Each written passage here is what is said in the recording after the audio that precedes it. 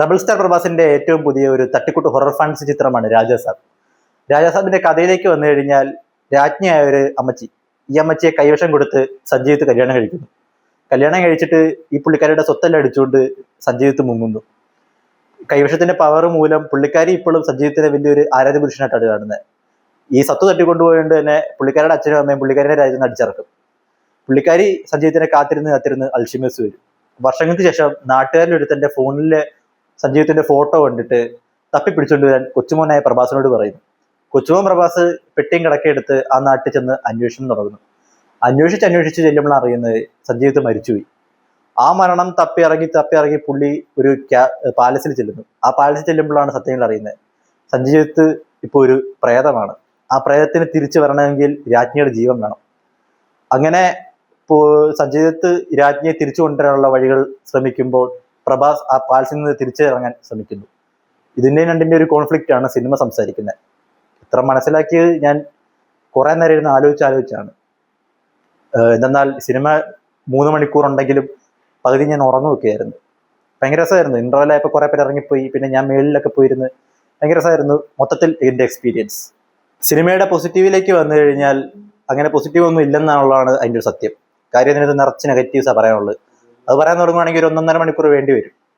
എങ്കിലും കുറച്ചൊക്കെ പറയാം. തുടക്കം തന്നെ പുള്ളി ഇൻട്രോ നമുക്ക് തുടങ്ങാം. 2000-2005 കാലഘട്ടത്തിൽ നമ്മൾ കണ്ടുകൊണ്ടിരുന്ന ഒരു ഹീറോയുടെ എൻട്രി. മോന്തയ്ക്ക് ടവലൊക്കെ കെട്ടി കിടന്നുറങ്ങുന്ന ഒരു ഹീറോ. ഒരു ഉത്സവപ്പറമ്പിന് നടുക്കാൻ നോക്കണം. നായികമാരിൽ ഒരാളെ ഏതോ ഒരു ഗുണ്ട പോയി കയ്യെ കയറി പിടിക്കുന്നു. അതിന് പരാതി പറഞ്ഞുകൊണ്ട് നായിക ചെല്ലുന്നു. അയാളെ എടുത്ത് പഞ്ഞിക്കിടുന്ന നായകൻ. ഈ പഞ്ഞിക്കിട്ട് കഴിഞ്ഞ ഉടനെ ഇയാളുടെ ഇൻട്രോ സോങ് ആണ് റബൽ സ്റ്റാറിന്റെ ഒരു പാട്ട് വെച്ച്. അവിടെ നിന്ന് തന്നെ സംഭവത്തിന്റെ ഇത് നമുക്ക് മനസ്സിലായി. പടം എവിടെ തീരും എവിടെ അവസാനിക്കും എന്നുള്ള കാര്യം അപ്പൊ തന്നെ തീരുമാനമായി പടത്തിനെ പറ്റിയുള്ള എന്നാന്ന്.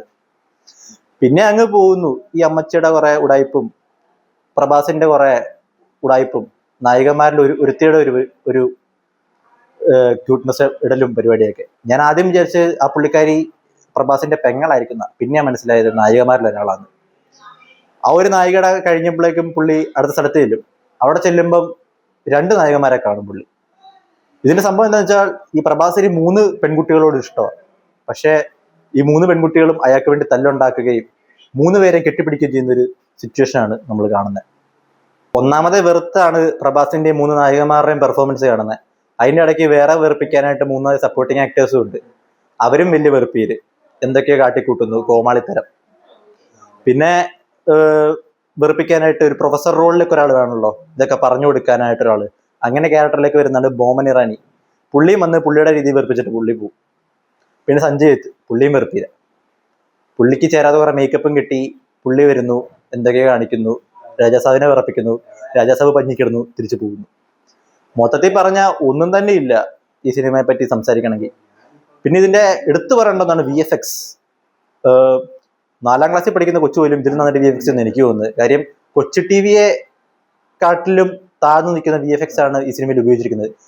ഈ സിനിമയിൽ നല്ല VFXന്റെ പ്രാധാന്യം വളരെ വലുതാണ്. എന്നിട്ട് കൂടി അവര് മോശം VFX ആണ് സിനിമയിൽ ഉപയോഗിച്ചിരിക്കുന്നത്. ഉടനീളം ഒരു മുതലയുടെ ഫൈറ്റ് ഉണ്ട്,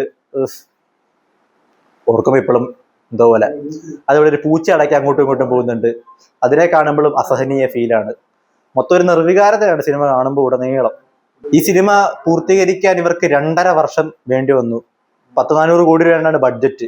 ഇതൊക്കെ എവിടെ പോയെന്ന് നമുക്ക് ഒരെത്തും പിടിയില്ല, എവിടെ അവർ ഉപയോഗിച്ചു എന്നുള്ളത്. എനിക്ക് തോന്നുന്നു പകുതി മുക്കാലും പ്രഭാസിന്റെ സാലറി ഒക്കെ ആയിരിക്കും. എങ്കിലും അതിന്റെ യാതൊരുവിധ ഇൻപുട്ടും അവരതിനകത്ത് കൊടുത്തിട്ടില്ല.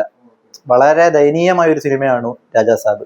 സിനിമ കുറച്ചെങ്കിലും വാച്ചബിൾ ആയേനെ. ഇതിന്റെ ദൈർഘ്യം ഇത്ര വലുതല്ലായിരുന്നെങ്കിൽ ഒരു 2 മണിക്കൂറൊക്കെ ആയിരുന്നെങ്കിൽ പിന്നെ നമുക്ക് കണ്ടിരിക്കാനെങ്കിലും പറ്റും. ഇതും 3 മണിക്കൂർ അടുത്ത സിനിമയുണ്ട്.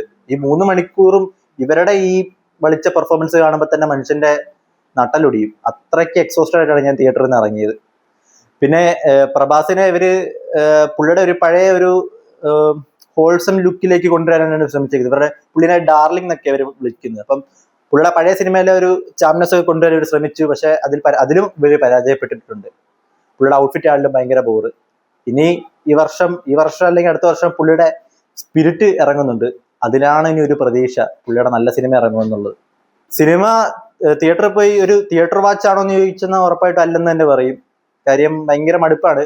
പിന്നെ നിങ്ങൾക്ക് കാണാൻ താല്പര്യം ഉണ്ടെങ്കിൽ കണ്ടോളൂ, കുഴപ്പമൊന്നുമില്ല. OTT വരുമ്പോൾ കാണാൻ താല്പര്യമുള്ളവർ കണ്ടു നോക്കും. 3 മണിക്കൂറോളം ഉണ്ട്. ഇപ്പം അവര് എന്തോ പുള്ളി ഒരു ഡിലീറ്റഡ് സീൻ ആഡ് ചെയ്തിട്ടുണ്ട്. അത് പുള്ളിയുടെ വേറൊരു ലുക്കിൽ വരുന്നൊരു ഫൈറ്റ് സീനൊക്കെ എന്തോ ആണ്. ഞാനതിന് മുമ്പാണ് കണ്ടത്, അപ്പം എനിക്കറിയില്ല അതിനെപ്പറ്റി.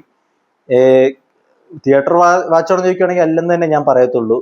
ഈ വർഷം ഞാൻ കണ്ടതിലെ ആദ്യത്തെ പടമാണ് രാജാ സാബ്. തുടക്കം തന്നെ അതപ്പതിച്ചിട്ടുണ്ട്. ഇനി എന്താകുമെന്ന് അറിയില്ല. ഈ സിനിമ ആരെങ്കിലും കണ്ടിട്ടുണ്ടെങ്കിൽ നിങ്ങളുടെ അഭിപ്രായവും നിങ്ങളുടെ തിയേറ്റർ എക്സ്പീരിയൻസ് കമന്റ്സിൽ ഒന്ന് പറയുക. അടുത്തൊരു വീഡിയോ കാണുന്നവരെ താങ്ക് യു.